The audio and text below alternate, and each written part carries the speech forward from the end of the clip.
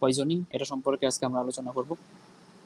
তো ফার্স্টে আমরা পুরো জিনিসটার উপরে আগে আমরা একটু ডিসকাশন করি যে আমরা এখান থেকে আসলে পড়বোটা কি। তো আমাদের ওপিসি এটা ফরেন্সিক মেডিসিনের অন্যতম একটা ইম্পর্টেন্ট টপিক, যেখান থেকে আপনারা ভাইবা রিটেন মোটামুটি সবকিছুই ফেস করবেন।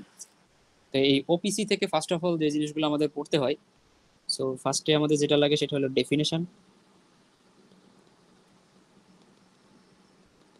ক্লাসিফিকেশন অর্থাৎ ওপিসি এর যে ক্লাসিফিকেশনটা আছে সেটা, এবং ওপিসি পয়জনিং এর কারণে কি কি ক্লিনিক্যাল ফিচার্স নিয়ে একটা পেশেন্ট আপনার কাছে আসবে, যেটাকে আমরা বলতেছি সাইন অ্যান্ড সিমটম। এরপরে আপনি কিভাবে পেশেন্টটাকে ম্যানেজ করবেন, অর্থাৎ ম্যানেজমেন্ট।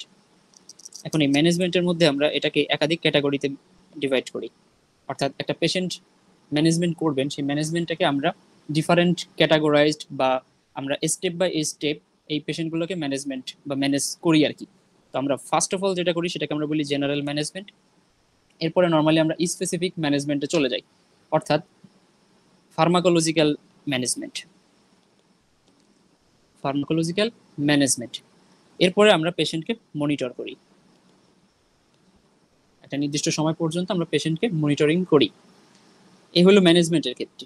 এরপরে আমাদের এই যে ওপিসি, এই ওপিসির ক্ষেত্রে আমরা যে ফার্মাকোলজিক্যাল অ্যাপ্রোচটা নেই বা আমাদের যে ফার্মাকোলজিক্যাল ম্যানেজমেন্ট আমরা নেই, এখানে আমাদের এই ফার্মাকোলজিক্যাল থেকে আরো বেশ কিছু জিনিস এখান থেকে পড়তে হয়, অর্থাৎ এখান থেকে আপনাদের অনেকগুলো জিনিস এখান থেকে নর্মালি লাগে।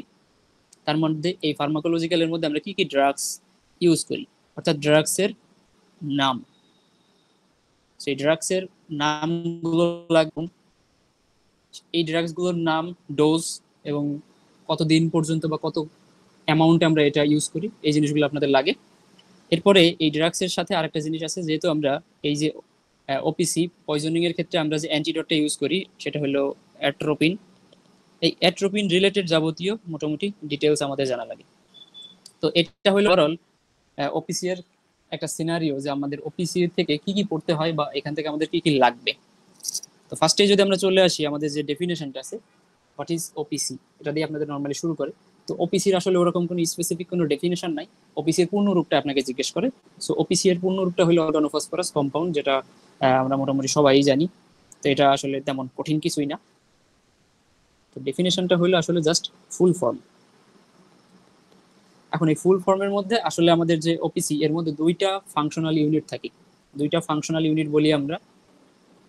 একটা হলো অ্যালকাইল ফসফেট, আর একটা হলো অ্যারাইল ফসফেট। এই দুইটা ফাংশনাল ইউনিট থাকে, যেটা আমরা ক্লাসিফিকেশনস এর মধ্যে এই দুইটা ফাংশনাল ইউনিটের উপর ডিপেন্ড করে আমরা মানে ক্যাটাগরাইজড করি যে ওপিসি এর কি কি প্রকারভেদ আছে। অর্থাৎ অ্যালকাইল ফসফেটেজের উদাহরণ কিছু লাগবে এবং অ্যারাইল ফসফেটেজের কিছু উদাহরণ লাগবে। তাহলে আমরা যদি ক্লাসিফিকেশনস এর মধ্যে এই দুইটাকে আলাদা আলাদা ভাবে দেখি, সো আপনাদের বইয়ে এইগুলার কিছু এক্সাম্পল দেওয়া থাকবে, এই এক্সাম্পলগুলো আপনাদের একটু মুখস্থ করা লাগবে কষ্ট করে। তো এক্সাম্পলগুলোর মধ্যে ফার্স্টে যেটা বলবেন সেটা হলো এইচটিপি, অর্থাৎ এটার পূর্ণরূপ আছে হেক্সা ইথাইল টেট্রাফসফেট। হেক্সা ইথাইল টেট্রাফসফেট এটা হলো ফার্স্ট এক্সাম্পলের মধ্যে বলবেন অ্যালকাইল ফসফেটেজের মধ্যে। অ্যালকাইল ফসফেটেজের মধ্যে যদি আপনাকে দুইটা বা তিনটা উদাহরণ দিতে বলে, তার মধ্যে ফার্স্টেই এটা বলবেন, অর্থাৎ হেক্সা ইথাইল টেট্রাফসফেট। এরপরে যেটা বলবেন টেট্রা ইথাইল পাইরোফসফেট। এরপরে যেটা বলবেন সেটাকে আমরা বলি ওএমপিএপিএ। এটার পূর্ণরূপ হলো অক্টামিথাইল পাইরোফসফামাইড। ঠিক আছে, অক্টামিথাইল পাইরোফসফামাইড। সো এইগুলো আপনাদের পূর্ণরূপ সহকারে মুখস্থ করতে হবে, অর্থাৎ এই নামগুলো মুখস্থ করাই লাগবে আপনাদের। এছাড়া আপনাদের কিছু নাম আছে বা এই অ্যালকাইল ফসফেটের আরো কিছু উদাহরণ আছে, তো সেইগুলো যদি আমি বলি, এর মধ্যে আছে ম্যালাথিয়ন, তারপর আছে ডাইমেফক্স, এরপর আছে আইসোপেস্টক্স। আসলে নামের কোনো শেষ নাই, কারণ এগুলো সবই আসলে কীটনাশক।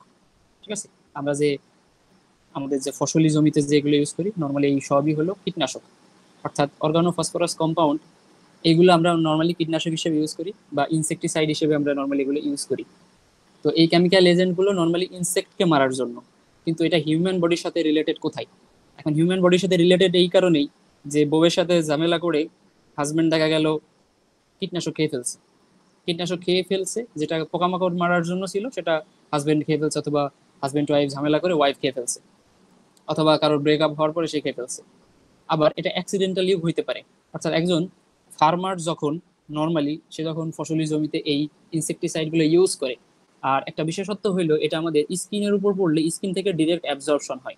অর্থাৎ এটা অ্যাক্সিডেন্টালি যদি কারোর স্কিনে লেগে যায়, অর্থাৎ অর্গানোফসফরাস কম্পাউন্ড গুলো যদি কারোর স্কিনের উপর পড়ে, স্কিন থেকে এটা অ্যাবজর্ব হইতে পারে। এখন যেহেতু স্কিন থেকে অ্যাবজর্ব হয়, কেউ যদি ভুলবশত বা অ্যাক্সিডেন্টালি তার স্কিনে লেগে থাকে এবং সে যদি সেটা দ্রুত সেটা পরিষ্কার না করে বা ক্লিন না করে, তো দেখা যাবে যে তার স্কিন থেকে এই অর্গানোফসফরাস কম্পাউন্ড গুলো তার ব্লাডে চলে আসবে অ্যাবজর্পশন হয়ে। অর্থাৎ স্কিন থেকে সাবকিউটেনিয়াস টিস্যু হয়ে তারপরে ভেসেল হয়ে সেটা সার্কুলেশনে চলে আসবে। যখন সার্কুলেশনে চলে আসবে তখন কিন্তু এই ওপিসি দ্বারা যে সমস্যাগুলো হয় সেগুলো অ্যারাইজ করবে। অর্থাৎ পেশেন্ট বুঝতেও পারবে না যে কীটনাশকের কারণে এই সমস্যাগুলো হইতেছে। অর্থাৎ তার মানে যে আপনার কাছে একটা পেশেন্ট আসবে, সে সবসময় এই হিস্ট্রি নিয়ে আসবে না যে পেশেন্ট কোনো কীটনাশক খেয়ে আসছে অথবা সুইসাইড করার উদ্দেশ্য নিয়ে সে কীটনাশক খাইছে, খাওয়ার পরে এখন তারে ধরে হসপিটালে নিয়ে আসছে। সবসময় কিন্তু আপনি এরকম টিপিক্যাল কেস পাবেন না। এই টিপিক্যাল কেসও পাইতে পারেন যেখানে আপনি পেশেন্টের থেকে হিস্ট্রি নেবেন যে পেশেন্ট ফার্মার কিনা। যদি দেখেন যে হ্যাঁ পেশেন্ট ফার্মার, তখন আপনি এই সাইন সিমটম দেখে বুঝবেন যে সে কোনো কীটনাশক দিছে কিনা, সকালে বা দুপুরে বা আগের দিন কোনো কীটনাশক ইউজ করছে কিনা, ফসলি জমিতে যে সে কীটনাশক কতক্ষণ ধরে ইউজ করছে, এই সকল জিনিসগুলো হিস্ট্রিতে শুনতে হয়। তো যদি আপনাদের ফরেন্সিক মেডিসিনের গুলোর মধ্যে আপনাদের এই হিস্ট্রিগুলো শুনতে বলবে না, কিন্তু আপনি যখন প্র্যাকটিক্যাল লাইফে এগুলো ট্রিট করবেন তখন কিন্তু আপনার এই বেসিক নলেজগুলো থাকা লাগবে। তো এটা যেটা বলতেছিলাম যে অ্যালকাইল ফসফেট বা অ্যারাইল ফসফেট এরা বোথ স্কিন থেকে অ্যাবজর্পশন হতে পারে। এখন স্কিন থেকে যেতে অ্যাবজর্পশন হয় তখন আপনাকে এই জিনিসটা মাথায় রাখতে হবে। আর যেটা আছে অ্যারাইল ফসফেটেজ, এই অ্যারাইল ফসফেটেজের মধ্যে কিছু উদাহরণ আমরা পড়ি, তার মধ্যে আছে ডায়াজিনন, প্যারাথিয়ন।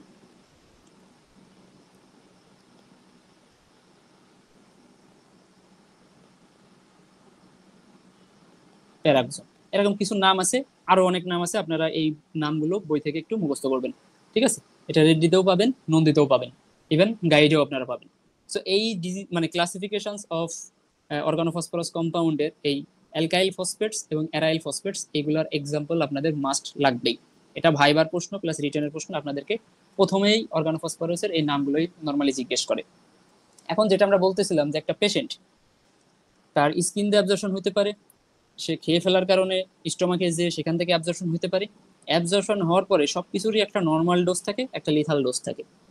যখনই নর্মাল ডোজ অতিক্রম করে, নর্মাল ডোজের উপরে চলে যায়, তখনই সেটা আমাদের বডির জন্য লিথাল ডোজ হয়ে যায়। ঠিক আছে, অর্থাৎ সেটা আমার বডির জন্য তখন খারাপ দিকে যাইতে পারে। এখন লিথাল ডোজে যাওয়ার আগে আরো একটা ডোজ অতিক্রম করে, সেটাকে আমরা বলি ফ্যাটাল ডোজ। তার মানে নর্মাল ডোজ অতিক্রম করার পরে যেটা যায় সেটা হলো ফিটাল ডোজ, ফিটাল ডোজ অতিক্রম করার পরে যায় লিথাল ডোজ। তো ফিটাল ডোজে গেলে পেশেন্ট মারা যায় না, এখান থেকে রিকভারি করা যায়, পেশেন্টকে ট্রিটমেন্ট দিলে সেটা রিকভারি হয়। কিন্তু লিথাল ডোজে গেলে খুব কমই আছে, এখান থেকে রিভার্স করে, অর্থাৎ এখান থেকে রিকভারি রেট খুব একটা ভালো হয় না অনেক ক্ষেত্রে। তো যাই হোক, আমাদের এখন যেটা দরকার সেটা হইলো এই যে একটা পেশেন্ট যখন সে ফিটাল ডোজ ক্রস করবে বা ফিটাল ডোজে যখন চলে যাবে, তখন এই পেশেন্ট কিছু সাইন সিমটমস নিয়ে আপনার কাছে হাজির হবে, যেটা আমরা এইখানে বলছি যে সাইন সিমটম নিয়ে পেশেন্ট আসবে। তাহলে আমরা ডেফিনেশন বুঝছি, ক্লাসিফিকেশন বুঝছি, এখন আমাদের যেটা সেটা হলো সাইন সিমটম। তাহলে কি কি সাইন সিমটম নিয়ে একটা পেশেন্ট আপনার কাছে আসতে পারে। এখন ওপিসি পয়জনিং কিভাবে কাজ করে সেই জিনিসটা যদি আপনি বুঝতে পারেন তাহলে আপনি এটা সাইন সিমটম বুঝতে পারবেন। এখন ওপিসি কিভাবে কাজ করে সেটার মেকানিজম আমাদের আগে একটু আইডেন্টিফাই করে আসি, বা আমরা একটু মেকানিজমটা দেখে আসি। কারণ মেকানিজম আপনি যদি না বুঝেন তাহলে আপনি সাইন সিমটম কেন হইতেছে সেটা বুঝবেন না অ্যাকচুয়ালি। এখন ওপিসি, অর্গানোফসফরাস কম্পাউন্ড, তো যেটা বললাম যে অর্গানোফসফরাস কম্পাউন্ড সেটা আপনার স্কিন দিয়েও অ্যাবজর্পশন হতে পারে, বাই স্কিন, অর আপনি যদি এটা খেয়ে ফেলেন সেটা আপনার জিআই ট্র্যাকের মধ্যে যখন যাবে, অর্থাৎ স্টোমাক থেকে যখন অ্যাবজর্পশন হবে তখন সেটা কই যাবে, আপনি যেখান থেকেই এটা অ্যাবজর্পশন হোক না কেন, অ্যাবজর্পশন হওয়ার পরে এটা নর্মালি চলে আসে কোথায়, ব্লাডে। ব্লাডে আসার পরে এ কি করবে, ব্লাডে আসার পরে এর নর্মাল যেটা সাইট, সেই সাইটটা হলো নিউরোমাসকুলার জাংশন, যেটাকে আমরা সংক্ষেপে বলি এএনএমজি। ঠিক আছে, এএনএমজে, নিউরোমাসকুলার জাংশন। এখন নিউরোমাসকুলার জাংশনে গেলে দেখবেন যে এরকম কিছু সিনাপটিক লেফট থাকে, তো এটাকে আমরা বলি প্রি সিনাপটিক রিজন, আর এটাকে আমরা বলি পোস্ট সিনাপটিক রিজন। এখান থেকে নর্মালি বিভিন্ন রকম রিসিপ্টর থাকে এবং এখান থেকে বিভিন্ন রকম নিউরো ট্রান্সমিটার একটা জায়গা থেকে আরেকটা জায়গায় ইম্পালস ট্রান্সমিট করতে হেল্প করে। এখন এই ইম্পালসগুলো ট্রান্সমিট করে বিভিন্ন রকম নিউরো ট্রান্সমিটার যে বিভিন্ন রকম রিসিপ্টরের সাথে বাইন্ড করার পরে এখানে আমার ইম্পালস জেনারেট করে, অথবা এখানে আমার কি করে, কোন একটা সিগন্যাল জেনারেট করে এখানে। সো এইভাবে নর্মালি নিউরো মাস্কুলার জাংশনের কাজটা হয়। এখন আমার যে ওপিসি, ওপিসি গেল কোথায়? ব্লাড দিয়ে গেল এটা নিউরোমাস্কুলার জাংশনে। নিউরোমাস্কুলার জাংশনে যাওয়ার পর এখানে আমাদের যে সিনাপটিক ক্লেফট এইখানে আসবে নর্মালি।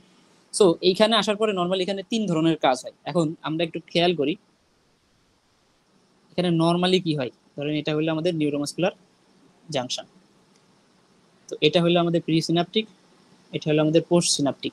এখন এইখানে আমাদের কিছু রিসিপ্টর থাকে। কিসের রিসিপ্টর থাকে? এখানে একটা নিউরো ট্রান্সমিটার আছে যেটার সাথে নর্মালি ওসিপি এর মানে ওপিসি এর কানেকশনটা হয়। এই রিসিপ্টর গুলোকে আমরা বলি অ্যাসিটাইল কোলিন রিসিপ্টর। এখন এইখানে আমাদের এই সিনাপটিকের এইখানে কিছু ভেসিকলস থাকে, এর মধ্যে কি থাকে নর্মালি অ্যাসিটাইল কোলিন এখানে থাকে। তো অ্যাসিটাইল কোলিন একটা নিউরো ট্রান্সমিটার। অ্যাসিটাইল কোলিনটা যখন এখান থেকে এক্সোসাইটোসিস হয়ে এই জায়গা দিয়ে এসে যখন এই জাংশনে যে বাইন্ড করে, তো মনে করেন এখানে কি আছে অ্যাসিটাইল কোলিন, অ্যাসিটাইল কোলিনটা এসে নর্মালি কি করবে এই রিসিপ্টরের সাথে বাইন্ড করবে। এটা হলো নর্মাল অ্যাসিটাইল কোলিনের কাজ। তো যখন অ্যাসিটাইল কোলিন এখান থেকে এক্সোসাইটিস হয়ে বের হয়ে এই রিসিপ্টরের সাথে বাইন্ড করবে, বাইন্ড করার পর এ কিছু ইফেক্ট প্রডিউস করে, ঠিক আছে? এর যে ইফেক্টগুলো থাকে সেগুলোকে আমরা বলি কোলিনার্জিক ইফেক্ট। এখন কোলিনার্জিক ইফেক্ট হলো এক ধরনের সাইন সিমটম আমাদের বডিতে প্রডিউস করে, ঠিক আছে? তো এই সাইন সিমটমসগুলো আমাদের বডির বিভিন্ন অর্গানের উপর যে কাজ করে, বিশেষ করে আমাদের যে ব্রেন, আমাদের লাং, আমাদের হার্ট, তারপরে আমাদের জিআইটি সিস্টেম, মোটামুটি অনেক জায়গায় এই জিনিসগুলোর ফাংশন আছে। অ্যাসিটাইল কোলিনের এই নিউরোমাস্কুলার মানে মাস্কারিনিক ইফেক্ট অনেকগুলো অর্গানের উপর কাজ করে। এখন এই যে যেই ওপিসি, ওপিসিটা যে কি করে নর্মালি, ওপিসিটা যায়, ওপিসিটা যাওয়ার পর এখানে এই যে আমরা বললাম যে অ্যাসিটাইল কোলিন, এই অ্যাসিটাইল কোলিনটা ব্রেকডাউন হয় অ্যাসিটাইল কোলিন এস্টারেজ এনজাইমের দ্বারা। অর্থাৎ অ্যাসিটাইল কোলিন এস্টারেজ এনজাইম এখানে আসবে, এসে অ্যাসিটাইল কোলিনকে ব্রেকডাউন করবে। অ্যাসিটাইল কোলিনকে যখন অ্যাসিটাইল কোলিন এস্টারেজ ব্রেকডাউন করে, তাহলে এই যে রিসিপ্টর, রিসিপ্টরের সাথে বেশি পরিমাণ অ্যাসিটাইল কোলিন বাইন্ড করতে পারে না। কারণ এই রিসিপ্টরগুলো যদি সবাই অ্যাসিটাইল কোলিন দ্বারা বাইন্ড করা থাকতো, তাহলে এখানে বেশি বেশি ইম্পালস প্রডিউস হতো, বেশি বেশি ইম্পালস অথবা এখানে বেশি বেশি সাইন সিনড্রোমস প্রডিউস করতে অ্যাসিটাইল কোলিনের, যেটা খারাপ দিকে নিয়ে যাইতো আর কি। এখন আমার বডিতে এত বেশি ইম্পালস জেনারেট করার কোনো প্রয়োজন নাই। তো নর্মালি কি করে অ্যাসিটাইল কোলিন স্টারেজ আসে, এই অ্যাসিটাইল কোলিনটাকে ব্রেকডাউন করে, এবং ব্রেকডাউন করার কারণে সবগুলো রিসিপ্টর কমপ্লিটলি থাকে না, বা সবগুলো রিসিপ্টর অ্যাসিটাইল কোলিন দ্বারা অকুপাইড থাকে না। এটা হলো নর্মালি কাজটা করে। কিন্তু যখন এই যে ওপিসি, ওপিসিটা আসতেছে, ওপিসিটা এসে করে কি, ধরেন এটা হলো আমার অ্যাসিটাইল কোলিন এস্টারেজ, আর একটা আমি মনে করেন এখানে আঁকলাম, এটা হলো ওপিসি। তো এই ওপিসিটা করে কি, এই যে অ্যাসিটাইল কোলিন এস্টারেজ এটাকে যে ব্রেকডাউন করে ফেলে, এটাকে যে ব্রেকডাউন করে ফেলে। তো মনে করেন অ্যাসিটাইল কোলিন যে এস্টারেজ সেটা আমার এরকম দুইটা আলাদা আলাদা খণ্ডে ইনঅ্যাক্টিভ ফর্মে চলে গেছে। তো অ্যাসিটাইল কোলিনটাকে ব্রেকডাউন করুক অথবা অ্যাসিটাইল কোলিনের সাথে যে বাইন্ড করুক, বাইন্ড করার কারণে কি হয়ে যায়, অ্যাসিটাইল কোলিন যে এনজাইমটা থাকে সেই এনজাইমটা এখন ইনঅ্যাক্টিভেটেড হয়ে গেছে। তাই এই যে অ্যাসিটাইল কোলিন এস্টারেজ এনজাইমের সাথে যখন ওপিসি বাইন্ড করছে, ওপিসি বাইন্ড করার কারণে অ্যাসিটাইল কোলিন এনজাইমের যে অ্যাক্টিভিটি সেটা নষ্ট হয়ে গেছে। অর্থাৎ এখন এই acetylcholinesterase enzyme inactive. তো যখন অ্যাসিটাইল কোলিন এস্টারেজ ইনঅ্যাক্টিভ, তো সে কি করতে পারতেছে না, সে এই অ্যাসিটাইল কোলিনটাকে ব্রেকডাউন করতে পারতেছে না, কোনো নো ব্রেকডাউন। তো যখন অ্যাসিটাইল কোলিনের ব্রেকডাউন হচ্ছে না, অ্যাসিটাইল কোলিন তো আমার এইখান থেকে এক্সোসাইটোসিস হয়ে প্রচুর পরিমাণ রিলিজ হইতেছে। তো যখন আমার এখানে অ্যাসিটাইল কোলিনের পরিমাণ বেড়ে যাচ্ছে, তো অ্যাসিটাইল কোলিন এসে কি করবে, ও কি চুপচাপ বসে থাকবে? অবভিয়াসলি না, ও সে কি করবে, এখানকার যে রিসিপ্টর সেই রিসিপ্টরগুলোর সাথে বাইন্ড করবে। কারণ এই রিসিপ্টরটা কার জন্য, অ্যাসিটাইল কোলিন রিসিপ্টর। তাহলে অ্যাসিটাইল কোলিন যখন বেশি বেশি আসতেছে, ও যতগুলো রিসিপ্টর পাচ্ছে সবগুলো রিসিপ্টরের সাথে বাইন্ড করে দেয়, বাইন্ড করতেছে। যখন অ্যাসিটাইল কোলিন রিসিপ্টরের সাথে অ্যাসিটাইল কোলিন এসে বাইন্ড করতেছে, তো রিসিপ্টর এবং অ্যাসিটাইল কোলিন যেখানে যার বাইন্ড করার কথা বেশি বেশি আসার কারণে, সো বেশি বেশি বাইন্ড করার কারণে কি হবে, বেশি বেশি এক্সেস অ্যাসিটাইল কোলিনের ফাংশন দেখা যাবে, যেটাকে আমরা বলতেছি over activity of acetylcholine. তার মানে ওভার অ্যাক্টিভিটি দেখা যাবে। এখন এই ওভার অ্যাক্টিভিটি যখন দেখা যায়, তখন আমার পেশেন্টের, অর্থাৎ পেশেন্টের কিছু সাইন সিমটম দেখা যায়। এখন পেশেন্ট কি কি সাইন সিমটম নিয়ে আসে, তাহলে সেটা এখন আমরা একটু খেয়াল করি।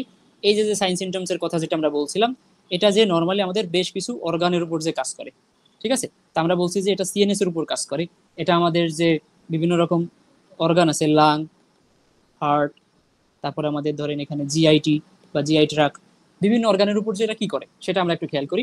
তো নর্মালি সিএনএস এর যে ফাংশন, সিএনএস এর অর্থাৎ সেন্ট্রাল নার্ভাস সিস্টেমের অ্যাক্টিভিটি যদি বেশি বেশি হয়ে যায়, তখন পেশেন্ট খুবই অস্বস্তি ফিল করে। অস্বস্তি ফিল করার কথা হইলো যে পেশেন্ট মানে দেখে মনে করবেন যে পেশেন্ট হাঁপাইতেছে।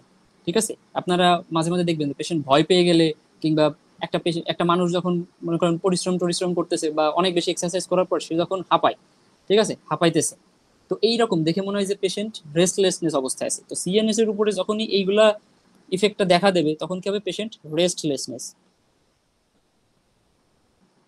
পেশেন্ট অস্থির হয়ে যাবে একদম। ঠিক আছে, পেশেন্টের প্রচুর পরিমাণ মাথা ব্যথা করবে, হেডেক হবে, কনভালশন হইতে পারে, অর্থাৎ খিঁচুনি হইতে পারে আর কি। ঠিক আছে, তারপরে হাত পা কাঁপবে, ট্রেমর বলি এটার আমরা, পেশেন্টের ট্রেমর হইতে পারে, তার কথা জড়িয়ে যাবে, যেটা আমরা বলি স্লার্ড স্পিচ, কথা টথা জড়িয়ে যায়। ঠিক আছে, তারপর পেশেন্ট কমাতেও চলে যাইতে পারে যদি বেশি পরিমাণ ওপিসি দ্বারা সে যদি মানে এফেক্টেড হয়।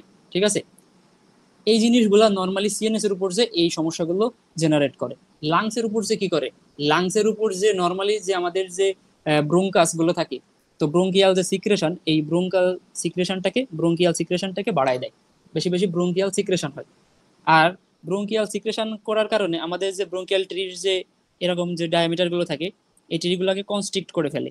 অর্থাৎ যেই জায়গাতে বাতাস যাচ্ছিল, এখন এই জায়গাটা যদি সরু হয়ে যায়, আরো ন্যারো হয়ে যায়, যেহেতু এইখানকার মাসেলগুলোর কনস্ট্রিকশন করতেছে, তো এই জায়গাটা ন্যারো হয়ে যায়। তো ন্যারো হয়ে গেলে কম কম অক্সিজেন যায়, তো কম অক্সিজেন যাওয়ার কারণেও পেশেন্ট একটা রেস্টলেসনেস কন্ডিশনে চলে যায়।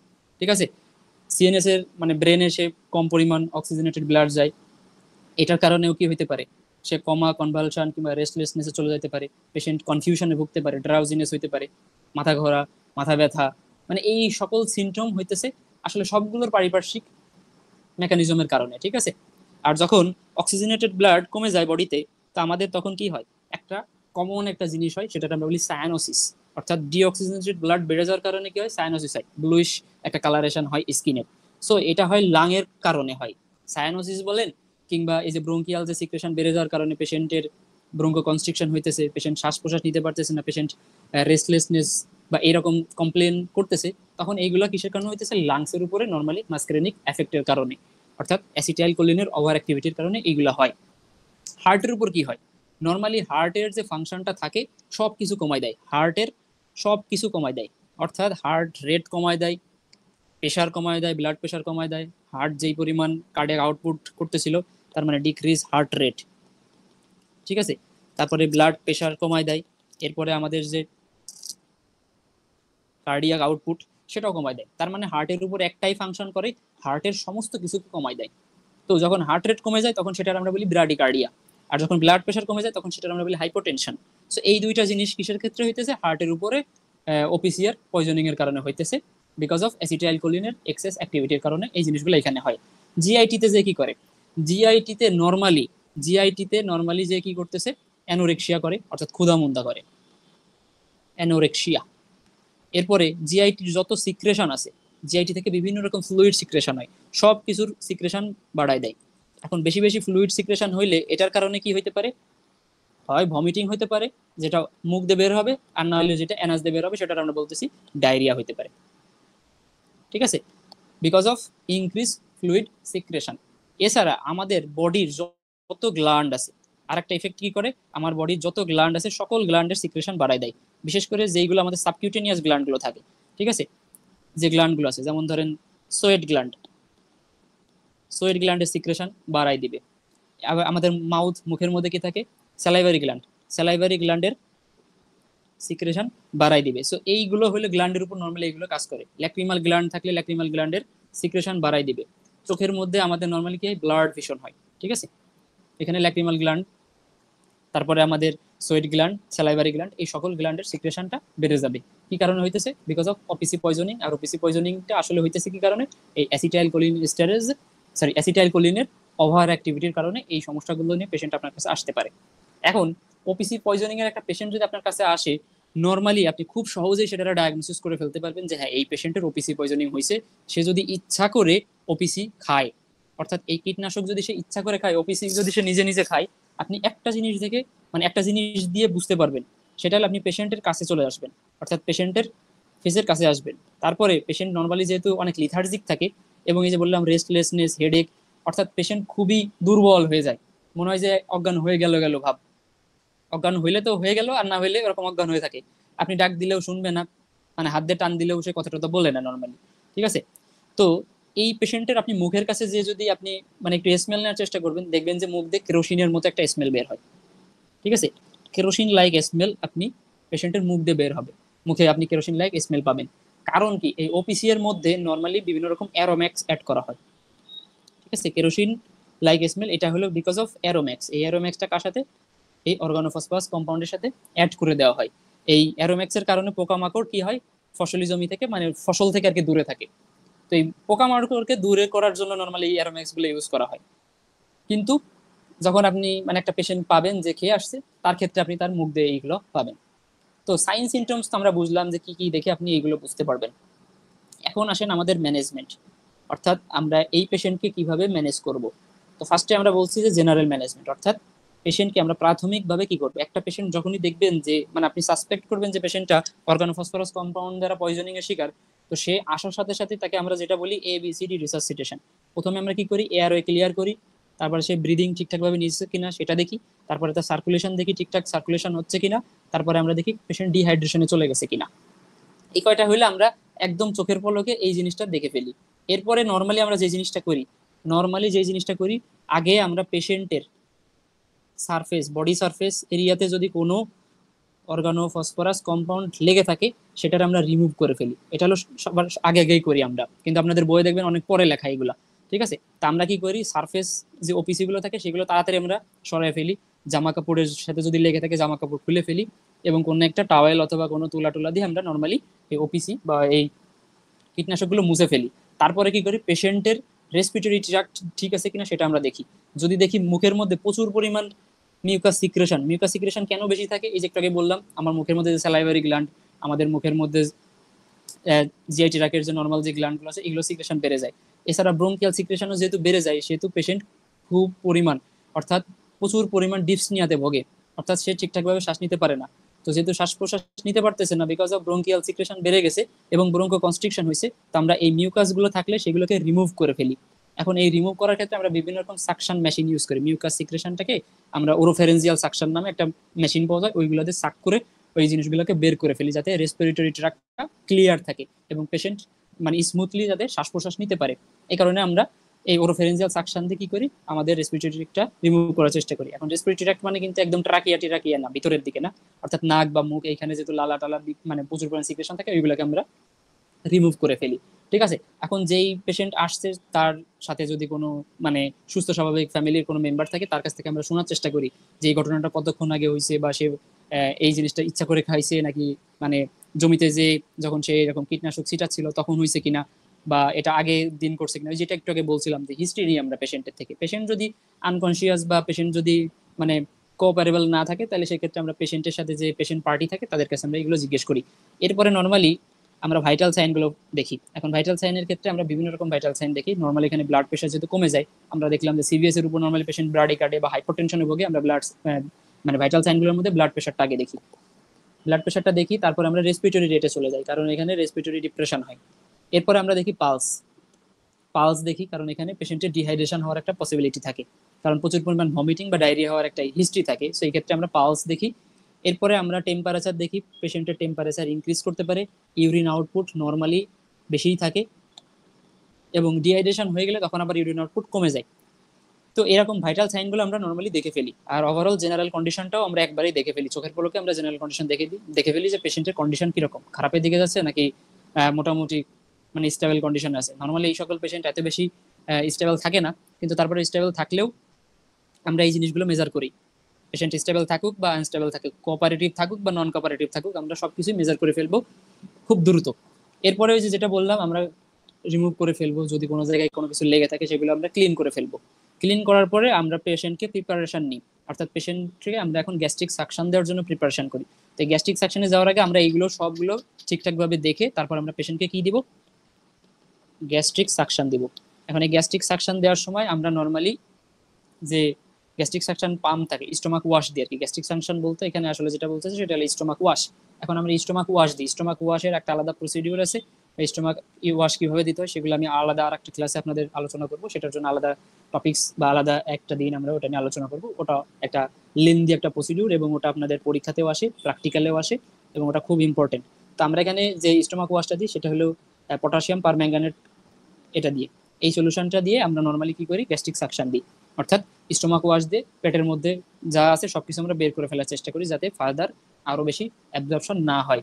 সো নর্মালি 12 ঘন্টার আগে আসলে গ্যাস্ট্রিক সাকশনটা দিলে কাজ হয়, 12 ঘন্টার পরে আসলে নর্মালি তখন আর এই স্টোমাক ওয়াশ বা গ্যাস্ট্রিক সাকশন দিয়ে কোনো লাভ হয় না। এরপর আমরা কি করি, পেশেন্টের ক্যাথেটারাইজেশন করি, ঠিক আছে, ক্যাথেটারাইজেশন করি যাতে কমপ্লিট ইউরিন আউটপুট ঠিকঠাকভাবে হইতে থাকে, কারণ পেশেন্ট যেহেতু আনকনসিয়াস থাকতে পারে, সো এখানে ইউরিনটা ঠিকঠাকভাবে পাস করার জন্য ক্যাথেটারাইজেশন করি। আর একটা জিনিস করি সেটা হলো আমরা 2 ওয়াইড বোর ক্যানোলা করি, ঠিক আছে, পেশেন্টের নর্মালি 2 হাতে 2টা ওয়াইড ক্যানোলা করি আর কি। এখন সেক্ষেত্রে আমরা একটা হাতও করতে পারি বা 2টা হাতও করতে পারি। সো এটা আমরা ক্যানোলা করে দিই। ক্যানোলা কেন করি, কারণ পরবর্তীতে আমাদের যে কোনো সময় বিভিন্ন রকম স্যালাইন দিতে হতে পারে, ফ্লুইড ম্যানেজমেন্ট করতে হতে পারে। তো এই ক্ষেত্রে এই কারণে আমরা কি করি, একটা ক্যানোলা ওপেন করে রাখি। তো এইরকম জিনিস হয়তো আপনাদের বইয়ে এত ডিটেলসে বলা নাই, কিন্তু এই জিনিসগুলো আমরা নর্মালি করি। এখন এটা হলে আমরা বললাম জেনারেল ম্যানেজমেন্ট। এখন চলে আসেন এই যে আমাদের যে ফার্মাকোলজিক্যাল যে ম্যানেজমেন্ট, সেটা যেটা আমরা বলতেছি স্পেসিফিক ম্যানেজমেন্ট, অর্থাৎ আপনি এখন স্পেসিফিক ট্রিটমেন্ট দিবেন, যেটা আমরা বলতেছি ফার্মাকোলজিক্যাল ম্যানেজমেন্ট। এখন এই ফার্মাকোলজিক্যাল ম্যানেজমেন্ট আপনি কি কি করবেন সেটা একটু খেয়াল করেন। অর্থাৎ একটা পেশেন্টকে এখন আপনি কি কি অ্যান্টিডট অথবা কি কি ড্রাগ দিবেন, যেটা দিয়ে আপনি পেশেন্টকে রিভার্স করার চেষ্টা করবেন। তো ফার্স্টেই হলো আমাদের অর্গানোফসফরাস কম্পাউন্ডের যে অ্যান্টিডট, অর্থাৎ অর্গানোফসফরাসে কার বেশি হইতেছে অ্যাক্টিভিটি, অ্যাসিটাইলকোলিন। এই অ্যাসিটাইলকোলিনের অ্যাক্টিভিটি কমানোর জন্য আমরা যে জিনিসটা দিই সেটা হলো অ্যাট্রোপিন। অ্যাট্রোপিনটা যে কি করে, এই অ্যাসিটাইলকোলিনটাকে, অর্থাৎ অ্যাট্রোপিনটা এই যে আমাদের যে রিসিপ্টর গুলো ছিল, এই রিসিপ্টরের কাছে যে কে বাইন্ড করে, এখন অ্যাট্রোপিনটা বাইন্ড করে। তো রিসিপ্টরের সাথে যখন অ্যাট্রোপিন বাইন্ড করে তখন আর এখানে আমার অ্যাসিটাইলকোলিন এসে বাইন্ড করতে পারে না, তখন আর অ্যাসিটাইলকোলিনের অ্যাক্টিভিটি ঠিকঠাকভাবে কাজ করে না, ঠিক আছে। আরো অনেক কিছু ফাংশনস আছে যেটা আমরা এই অ্যাট্রোপিনের ক্ষেত্রে মানে করি। এই অ্যাসিটাইলকোলিনের যে ফাংশন সেটা নর্মালি এটা হলো মেইন কাজ, যে অ্যাট্রোপিনটা যে অ্যাসিটাইলকোলিনটাকে ব্লক করে দেয়। কারণ এই অ্যাসিটাইলকোলিন রিসিপ্টরের সাথে অ্যাট্রোপিন বাইন্ড করার কারণে অ্যাসিটাইলকোলিন আর রিসিপ্টরের সাথে বাইন্ড করতে পারে না। তো ফ্রি অ্যাসিটাইল কখনো অ্যাক্টিভেটেড না। তো যেহেতু অ্যাসিটাইলকোলিন যতক্ষণ ফ্রি থাকে ও কোনো ইফেক্ট করতে পারে না নর্মালি। তো এই যে যে অ্যাট্রোপিন আমরা পাইলাম, এই অ্যাট্রোপিনটা হলো আমরা অ্যান্টিডট হিসেবে দিই। সো এটার একটা নির্দিষ্ট ডোজ আছে এবং একটা নির্দিষ্ট ডোজে আমরা দিই। নর্মালি 1.8, বিভিন্ন বইয়ে বিভিন্ন রকম থাকতে পারে। সেটা আমাদের টিচার মানে আমাদের কলেজের টিচার এটাই ফলো করতেন, তো আমি এটাই আপনাদের বলতেছি। 1.8 থেকে 3 মিলিগ্রাম অ্যাট্রোপিন আমরা আইভি রুটে দেওয়া শুরু করি। এবং আইভি রুটে আমরা কিভাবে দিই, নর্মালি এটা আমরা স্যালাইনের মধ্যে দিই। হার্টসম্যান সলিউশন যে স্যালাইনগুলো থাকে এই স্যালাইনগুলোর মধ্যে আমরা দেওয়ার চেষ্টা করি আইভি স্টেটে, ঠিক আছে। এবং 5 মিনিট পর পর আমরা ডোজটাকে ডাবল করতে থাকি। 5 মিনিট পর পর আমরা ডোজটাকে ডাবল করতে থাকি। কতক্ষণ পর্যন্ত ডাবল করতে থাকি সেটাও আপনাদের একটা প্রশ্ন। যতক্ষণ না পেশেন্টের অ্যাট্রোপিনাইজেশন অ্যারাইজ করে, অ্যাট্রোপিনাইজেশন অ্যারাইজ করতেছে, অর্থাৎ অ্যাট্রোপিনাইজেশন যতক্ষণ পর্যন্ত না হবে ততক্ষণ পর্যন্ত আপনি এটা দিতেই থাকবেন। এখন এই অ্যাট্রোপিন দেওয়ার কারণে অ্যাট্রোপিনাইজেশন হচ্ছে, অ্যাট্রোপিনাইজেশন মানে হলো এই অ্যাসিটাইলকোলিনের যে অ্যাক্টিভিটি ঠিক তার উল্টা এখানে হবে, অর্থাৎ রিভার্স অ্যাক্টিভিটি হবে। এখন রিভার্স অ্যাক্টিভিটি কি হইতে পারে, এখন একটাকে আমরা দেখছিলাম যে অ্যাসিটাইলকোলিন অ্যাক্টিভিটির কারণে কি হয়, মুখ দিয়ে অনেক বেশি লালা সিক্রেশন, অর্থাৎ আমাদের মুখের মধ্যে যে স্যালাইভারি গ্ল্যান্ডগুলো আছে সেগুলো বেশি বেশি সিক্রেশন করে। তো অ্যাট্রোপিনাইজেশন হইলে মুখ শুকায় যায়, যেটা আমরা বলি ড্রাই মাউথ। এবং এই অ্যাট্রোপিনের কারণে চোখের যে পিউপিলটা থাকে সেটা কনস্ট্রিক্ট করে, যেটাকে আমরা বলি মায়োসিস, ঠিক আছে। এই মায়োসিসটাকে কমায় ফেলে। এই মায়োসিসটাকে কমায় ফেলার কারণে কি হয়, পিউপিলটা ডাইলেটেড হয়ে যায়। মায়োসিস হইলে পিউপিলটা কনস্ট্রিক্টেড হয়ে যায়। আর এইখানে কি হবে, ডাইলেটেড পিউপিল, পিউপিলটা বড় হয়ে যাবে এবার, ঠিক আছে। এরপরে যেহেতু ব্র্যাডিকার্ডিয়া হচ্ছিল ওখানে, এখন এখানে কি হবে, ট্যাকিকার্ডিয়া, পেশেন্টের এখন ঘন ঘন নেবে, অর্থাৎ হার্ট রেট বেড়ে যাবে। স্কিন দিয়ে যেহেতু আমাদের যে স্কিনের বাইরে যে আমাদের যে গ্ল্যান্ডগুলো থাকে নর্মালি সোয়েট গ্ল্যান্ড, সেইগুলোর তো সিক্রেশন বেড়ে যায়। সো এইখানে উল্টা হবে, সেটা কমাই ফেলবে, অর্থাৎ স্কিন ড্রাই হয়ে যাবে। তো এইরকম কিছু সাইন সিমটম দেখে আপনি বুঝতে পারবেন যে পেশেন্টের অ্যাট্রোপিনাইজেশন হয়েছে কি হয় নাই। যদি দেখেন যে এই সাইন সিমটমগুলো অ্যারাইজ করছে, আপনি সাথে সাথে অ্যাট্রোপিন দেওয়া বন্ধ করে দিবেন, অর্থাৎ অ্যাসিটাইলকোলিনের যে মানে অ্যাডভার্স ইফেক্ট সেটা কমে গেছে। কমে যাওয়া মানে হলো অ্যাট্রোপিনাইজেশন কমপ্লিট, তখন আপনি এটা বন্ধ করে দিবেন। কিন্তু মনে করেন আপনি অ্যাট্রোপিন দেওয়া শুরু করছেন, দিতে দিতে এত বেশি দিয়ে ফেলছেন যে নর্মাল অ্যাট্রোপিনাইজেশন ক্রস করে এখন সেটা ওভারডোজ হয়ে গেছে, অর্থাৎ আপনি ওপিসি থেকে বাঁচানোর জন্য অ্যাট্রোপিন দিয়েছিলেন, অ্যাট্রোপিন দিয়ে এখন আপনি আবারও কি করছেন, এত বেশি ড্রাই মাউথ, এত বেশি ড্রাই স্কিন, এত বেশি ট্যাকিকার্ডিয়া করে ফেলছেন যে পেশেন্ট এখন আরো 12টা বেজে যাওয়ার মতো অবস্থা। এই কন্ডিশনে গেলে আপনি আবার কি করবেন? তখন এই অ্যাট্রোপিনটাকে রিমুভ করার জন্য আমরা অ্যাট্রোপিনের এগেইনস্টে আরেকটা অ্যান্টিডট দিই। এই অ্যান্টিডটটাকে আমরা বলি প্রালিডক্সিন, প্রালিডক্সাইম। এই প্রালিডক্সাইমটা দিই আমরা কি হিসেবে? অ্যাট্রোপিন পয়জনিং এর অ্যান্টিডট হিসেবে এটা আমরা দিই। সো এটা কি করে? এই অ্যাসিটাইলকোলিন সিক্রেশনটাকে আবার বাড়ায় দেয়। তো অ্যাসিটাইলকোলিনের সিক্রেশন যখন বাড়ায় দিবে তখন এই সাইন সিমটমস গুলো আবার কি করবে? রিভার্স করবে। কারণ আমরা একটু আগে দেখছি যে অ্যাসিটাইলকোলিনের ফাংশনটাকে রিভার্স করার জন্য আমরা অ্যাট্রোপিন দিছি। এখন যখন আমরা প্রালিডক্সিন দিছি সে আবার যে করছে অ্যাসিটাইলকোলিনের সিক্রেশন বাড়ায় দিছে, তাহলে অ্যাট্রোপিনের যে ফাংশন সেটার আবার রিভার্স করে অ্যাসিটাইলকোলিনের ফাংশনটাকে ঘটাবে আর কি আমার বডিতে। তো এইভাবে আর কি নর্মালি আমরা এটা কাজ করে আর কি। এছাড়া আমরা কি দিই? পেশেন্ট যেহেতু কনভালশনে থাকে, এই যে আমাদের সিএনএস ডিপ্রেশন হওয়ার কারণে পেশেন্টের কি থাকে? কমা থাকে, কনভালশন থাকে, অর্থাৎ খিঁচুনি থাকে পেশেন্টের। তো পেশেন্টকে এই খিঁচুনিটা প্রিভেন্ট করার জন্য আমরা একটা ড্রাগ দিই, সেটাকে আমরা বলি ডায়াজিপাম। অর্থাৎ পেশেন্টকে নর্মালি ঘুম পাড়ানোর জন্য আমরা এই ডায়াজিপামটা দিই। এটা একটা কনভালসিভ ড্রাগ, ঠিক আছে? পেশেন্টকে কনভালশন হইলে আমরা অ্যান্টি কনভালসিভ হিসেবে ডায়াজিপাম সাজেস্ট করি বা ডায়াজিপামটা আমরা দিই, ঠিক আছে? এটা আরো অনেকগুলো কাজ করে। মাসেল রিল্যাক্সেশন করতে হেল্প করে। যদি কারো পেশেন্টের রেসপিরেটরি ফেলিউরের দিকে যাচ্ছে, সেই রেসপিরেটরি ফেলিউরের রেটটা কমায় দেয়। আর যেহেতু এখানে আমাদের কি থাকে? ব্রাডিকার্ডিয়া থাকে, এই যে হার্ট রেট সব কমে যায়। তো এই যে নর্মাল যে সিবিএস এর যে ফাংশন সেটাকে ইমপ্রুভ করতে হেল্প করে এই ডায়াজিপামটা। এর অনেকগুলো ফাংশন থাকে আর কি। তো আমরা বুঝলাম যে আমাদের স্পেসিফিক ম্যানেজমেন্ট কি কি আছে। আর আরেকটা জিনিস ছিল যে এখানে আমরা মনিটর করি, অর্থাৎ পেশেন্টকে আমরা মনিটর করতেছিলাম। মনিটর করি আমরা নর্মালি আধা ঘন্টা পর, প্রথম দিকে আমরা আধা ঘন্টা পর পর এসে ভাইটাল সাইনগুলো দেখি, ভাইটাল সাইনগুলোর মধ্যে কোনো অ্যাবনর্মালিটি আমরা পাচ্ছি কিনা, এগুলো আমরা নর্মালি কি করি? মানে এক্সামিনেশন করি বা মনিটর করতে থাকি পেশেন্টকে। পেশেন্টের কিছু সময় পর পর এসে আমরা ব্লাড প্রেশার দেখি, রেসপিরেটরি রেট দেখি, পালস দেখি, টেম্পারেচার দেখি, অর্থাৎ দেখি যে পেশেন্ট ভালো দিকে যাচ্ছে নাকি খারাপের দিকে যাচ্ছে। তো এইগুলো হলো নর্মালি আমরা ম্যানেজমেন্টের ক্ষেত্রে করে থাকি। আপনাদের কারো কোনো প্রশ্ন আছে?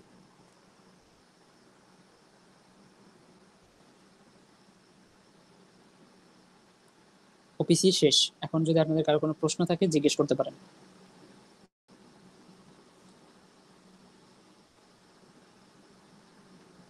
কমাই দেয়। আর যেহেতু এখানে আমাদের কি থাকে? ব্রাডিকার্ডিয়া থাকে, এই যে হার্ট রেট সব কমে যায়। তো এই যে নর্মাল যে সিবিএস এর যে ফাংশন সেটাকে ইমপ্রুভ করতে হেল্প করে এই ডায়াজিপামটা। এর অনেকগুলো ফাংশন থাকে আর কি। তো আমরা বুঝলাম যে আমাদের স্পেসিফিক ম্যানেজমেন্ট কি কি আছে। আর আরেকটা জিনিস ছিল যে এখানে আমরা মনিটর করি, অর্থাৎ পেশেন্টকে আমরা মনিটর করতেছিলাম। মনিটর করি আমরা নর্মালি আধা ঘন্টা পর, প্রথম দিকে আমরা আধা ঘন্টা পর পর এসে ভাইটাল সাইনগুলো দেখি, ভাইটাল সাইনগুলোর মধ্যে কোনো অ্যাবনর্মালিটি আমরা পাচ্ছি কিনা, এগুলো আমরা নর্মালি কি করি? মানে এক্সামিনেশন করি বা মনিটর করতে থাকি পেশেন্টকে। পেশেন্টের কিছু সময় পর পর এসে আমরা ব্লাড প্রেশার দেখি, রেসপিরেটরি রেট দেখি, পালস দেখি, টেম্পারেচার দেখি, অর্থাৎ দেখি যে পেশেন্ট ভালো দিকে যাচ্ছে নাকি খারাপের দিকে যাচ্ছে। তো এইগুলো হলো নর্মালি আমরা ম্যানেজমেন্টের ক্ষেত্রে করে থাকি। আপনাদের কারো কোনো প্রশ্ন আছে?